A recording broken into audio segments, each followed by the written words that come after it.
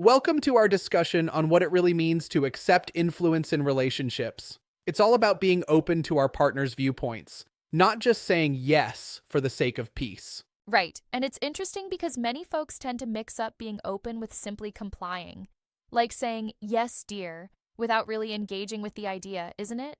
Exactly. It's like you're not just nodding along, but really recognizing that your partner's thoughts are valid. I see. It's about a genuine willingness to consider their input, which benefits both people. So, essentially, accepting influence goes beyond surface level agreement. It's more about the process of understanding each other, right? Absolutely.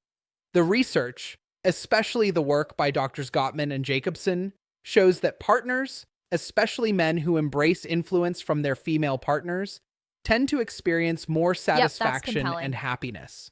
And what's fascinating is that, paradoxically, the more influence you accept, the more influential you become in the relationship overall. That almost sounds, counterintuitive, doesn't it? It does sound a bit counterintuitive at first, but think of it like this. When you're open to influence, you're respecting your partner, which naturally builds a stronger dynamic. It's like investing in a bank account. The more trust you deposit, the more you can withdraw later.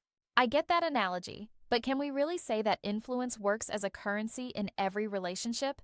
Isn't there a risk that one partner might overdo it and lose their own identity? That's a really good point. It's not about losing your identity, but rather finding balance. Accepting influence doesn't mean you have to let go of your core beliefs. It's about being receptive to alternative perspectives.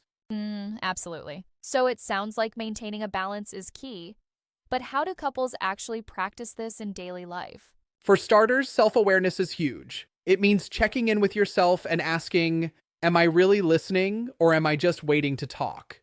It's like making sure you're not unintentionally saying no just to hold on to control. Yeah, that makes sense. And it seems that, in some cases, people might even ask for input, but secretly have already made up their mind. That's a subtle form of resistance, isn't it? Exactly. That's one of the pitfalls. When one partner pretends to seek input but is set on a decision already, it sends a mixed message. It undermines the whole point of having a reciprocal, respectful dialogue in the relationship. It's almost like a game of tug of war. On one end, you're stubbornly holding on to your view, and on the other, you're missing the chance to build something together. Right. And when that tug of war escalates, it can lead to power struggles and even resentment. Genuine acceptance means both partners actively say yes in a way that supports mutual growth. And sometimes that yes might just be a small acknowledgement like, I see your point, even if you still hold a different perspective. Yes, even a small I see your point can open up the conversation. It's like creating a safe space where your partner feels heard. That's essential for long term relationship health. Sure, but aren't there cases where being too accommodating might seem like you're giving in too easily? Like, could that lead to a power imbalance? That's a fair critique. It's important to differentiate between truly accepting influence and just conceding to keep the peace. The idea is not to always be agreeable, but to be open. I follow. So it's more about a genuine dialogue and less about simply saying yes to end arguments. Exactly. It's about authenticity. When you're honest and reflective about your stance, you invite your partner to be honest too. It builds a mutual respect that's foundational for any strong relationship. And this mutual respect is one of the core ideas behind effective couples therapy approaches, isn't it? Yes, and Gottman's research really underlines that. They emphasize a pattern of respectful influence where both partners feel equally valued, even when disagreements occur. This approach leads to enhanced satisfaction and even better emotional health overall. I love that perspective. It shows how important it is to remain curious about your partner's thoughts instead of simply defending your own. Exactly. It's like when you're exploring a new city, you're excited to discover new places, even if you have your favorite spots. In a relationship, you get to explore new perspectives from your partner that enrich your world. That's a neat analogy. It frames accepting influence as a journey of exploration, not surrender. Right. And that journey can be measured, believe it or not. There are tools like the Gottman Relationship Advisor and free quizzes that help couples gauge their relationship dynamics. These can point out strengths and areas for improvement. Those tools sound really beneficial. I mean, who wouldn't want a clear snapshot of where their relationship stands, right? Definitely having that kind of feedback is invaluable.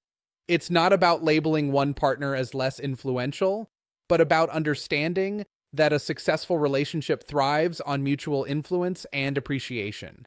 And this mutual influence seems like a continuous process, not a one-time event. Exactly. It's a dynamic process.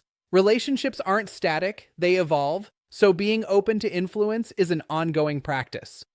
Yep, I agree. I get that, but sometimes people might resist this openness because of past experiences or societal conditioning, feeling that their opinions aren't as valuable. Right, and that's where self-awareness comes in. Knowing where you're coming from, like your cultural or familial beliefs, can help you work through that resistance. It's an important first step in creating a more balanced relationship. It seems then that accepting influence is both a personal and a relational journey. It requires honesty, self-reflection, and, well, a lot of mutual respect. Absolutely. And that trust builds the kind of partnership where both feel safe to express themselves. When you truly value what your partner has to say, you're essentially saying, "You matter to me," and that's the foundation of lasting intimacy. And isn't it interesting that the research suggests the more you accept influence, the more influential you become? That really flips the script on what we might traditionally think about power in relationships. Yes, it's a transformative insight. By being open, you empower the relationship, making it a true two-way street where both voices are heard and valued.